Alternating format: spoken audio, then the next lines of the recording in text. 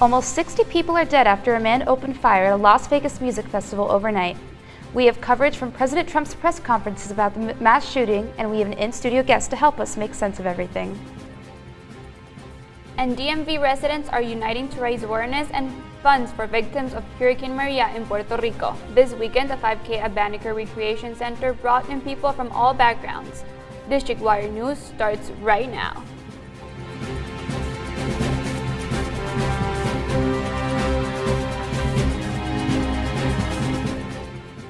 Good afternoon, I'm Anna Perez. And I'm Irene Serrano. Horror in Las Vegas. A gunman on a high floor of a Las Vegas hotel opened fire on a country music festival late Sunday, killing 58 people and injuring hundreds more. It is now the deadliest mass shooting in modern history, with the death toll surpassing the 2016 shooting in Pulse nightclub, the 2007 violence at Virginia Tech, and the 2012 shooting at Sandy Hook. Las Vegas police say 58 are dead, with 515 injured. Those numbers may change as situations continue. Here's what we know. A man opened fire at Route 91 Harvest Festival in Las Vegas Sunday night. The shooter fired multiple rounds from a high-level floor of the Mandalay Bay Casino. Police identified the suspect as 64-year-old Stephen Craig Paddock. They believe the shooter killed himself before police arrived in his hotel room, where they found 10 rifles. Police have found his girlfriend, Mary Lou Danley. ISIS has taken credit for the shooting, even though the FBI says the shooter had no connection to the international terrorist group. We still don't know the names of the victims or the shooter's motive. President Donald Trump said today at a press conference that he hopes the country will find peace and unity after the worst mass shooting in U.S. history. Celebrities like Lady Gaga, Justin Bieber, Ellen DeGeneres, and many others tweeted out to express their sorrow and support for the victims of the attack. The president announced that he will be visiting Nevada this Wednesday after his trip to Puerto Rico. He requested that the flags at the White House be flown at half-staff in memory of the fallen.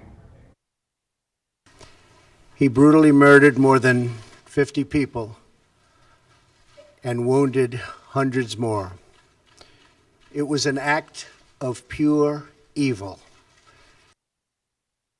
Lady Melania Trump, Ivanka Trump, and Donald Trump Jr. joined the president in his thoughts. Former Presidents Barack Obama, Bill Clinton, as well as former Secretary of State Hillary Clinton also offered their condolences to the victims' families via Twitter earlier today. Country music singer Jason Aldean was performing at the Route 91 festival when the gunman opened fire. This was the 4th edition of the music festival held at Las Vegas at the MGM Grand Las Vegas. Aldean headlined the final day of the 3-day-long event, which is nicknamed the Neon Sleepover. Aldean posted this on Instagram Monday morning. Aldean ran off stage when rapid-fire gunshots interrupted his performance. Aldean still plans to play in Los Angeles on Friday. Las Vegas authorities are calling for blood donations. Clark County Commission's Chair Steve Sisolak and Sheriff Joe Lombardo set up a Victims GoFundMe page. The goal is to hit $1 million. Currently, the page has raised over $750,000 with Sisolak, pledging the first $10,000. The FBI is asking anyone with videos or photos from the Las Vegas shooting to please call 1-800-255-5324. The number to report someone missing is 866-535-5654. There's been a lot of fast of Las Vegas today. Here to help make sense of everything, we have Taryn Morrissey joining us in the studio. Taryn Morrissey is an associate professor at American University School of Public Affairs. She researches mass shootings and the relation to gun safety in homes. Dr. Morrissey, thank you so much for being here. So can you tell us a little bit about your research and what it's about? Sure. Well, thank you for having me, and my thoughts are with the victims and their families. We have to go through this every year. It seems like more, and not just every year, every month. But I'm particularly interested in gun ownership among families with children, particularly young children, and the kinds of factors that predict gun ownership and how they store their guns, whether they're stored safely in locked cabinets without ammunition, in ways that children and other people may not access them. So also, what has your research revealed about young children whose parents own guns at home? About 1/5 of children under the age of 5 live in households with guns, at least one gun. Sometimes many households have more than one gun. And of those, only about 2/3 of them are stored safely. So that means in a locked lockbox, without ammunition, with a locked trigger. And that's problematic. When children and others live in homes without guns, with guns that are stored unsafely, they're much more likely to have unintentional injuries or deaths caused by guns. It's also problematic because we obviously have a firearm problem in terms of violence in this country, but even though gun homicides have decreased over the last few decades, gun suicides have increased, and suicides with firearms are much more deadly than suicide attempts in other realms. So I've also looked at how parental depression relates to gun ownership and storage. And households in which parents are depressed, particularly when fathers are depressed or when mothers and fathers are depressed, they're much more likely to store their guns unlocked. And that's a big problem. And is there a certain group age of children that we should be more concerned about, or is this just general youth that we should be worried about? I would say general youth. We have more than 600 children, or more than 600 individuals each year are victims of unintentional injuries with firearms, and about 10% of those are children under age 18. Children don't have a sense of consequences like adults do.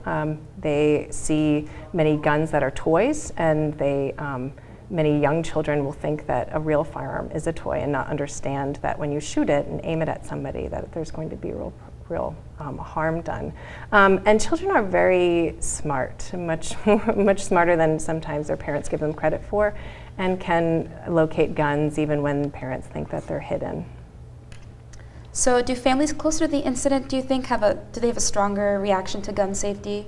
So I did a study last year looking at whether mass shootings change families' gun ownership and storage practices, and I found it does not entice families to either go out and buy guns or to get rid of their guns.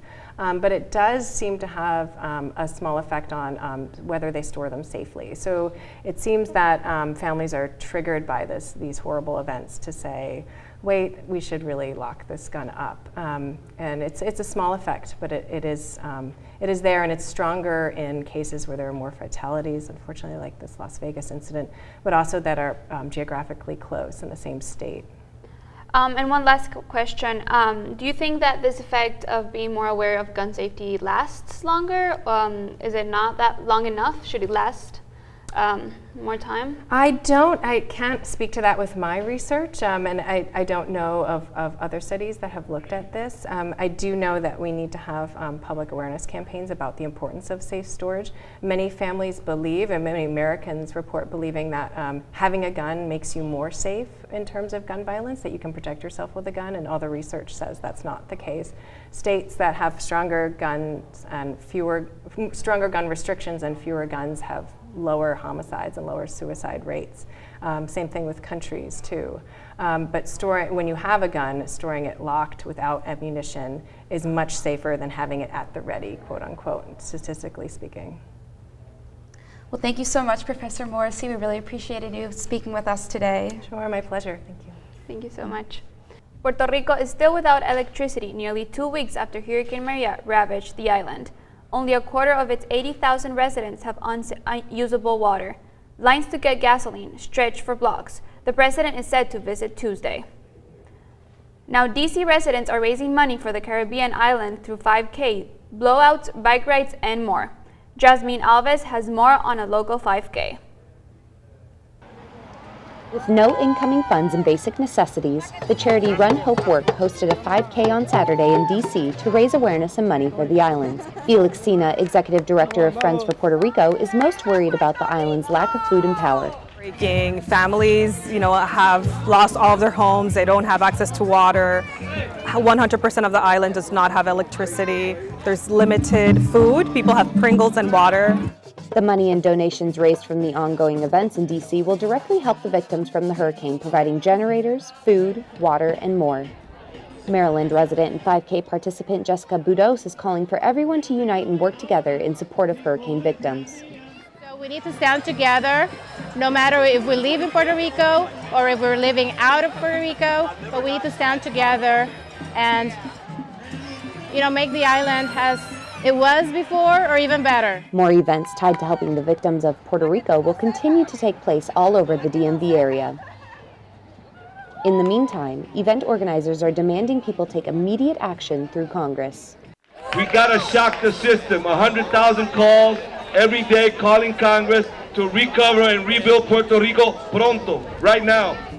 Trump will travel to the U.S. territory Tuesday morning to oversee the recovery efforts and talk to first responders. From District Wire News, I'm Jasmine Alves. Renowned chef Jose Andres is helping feed thousands of people in Puerto Rico. Andres is known for his restaurant empire in D.C. With the help of mobilized food trucks, Andres is delivering thousands of pre-made sandwiches and paellas to Puerto Ricans. Andres is currently in Puerto Rico and the city of El Tique. He announced in a video update yesterday that he plans to set up a kitchen to serve 10,000 meals to those in need for at least the next week. The Washington Metropolitan Police Department is in Puerto Rico today. 10 MPD officers are supporting local efforts in San Juan. Yesterday, the officers delivered oxygen and medical supplies to the elderly. The MPD joins police officers from New York, New Jersey, and Florida, and the police stations across the nation are collecting donations to send to Puerto Rico. Catalonia's authorities are meeting to formally declare independence after the region voted to break up from Spain on Sunday. With 90% of the vote in favor, Spanish authorities say the vote is illegal and police enforced entry into polling stations to drag people out. They were also targeted with rubber bullets, leaving more than 800 people injured. The people say they have their own culture and have contributed enough to Spain's economy to be independent.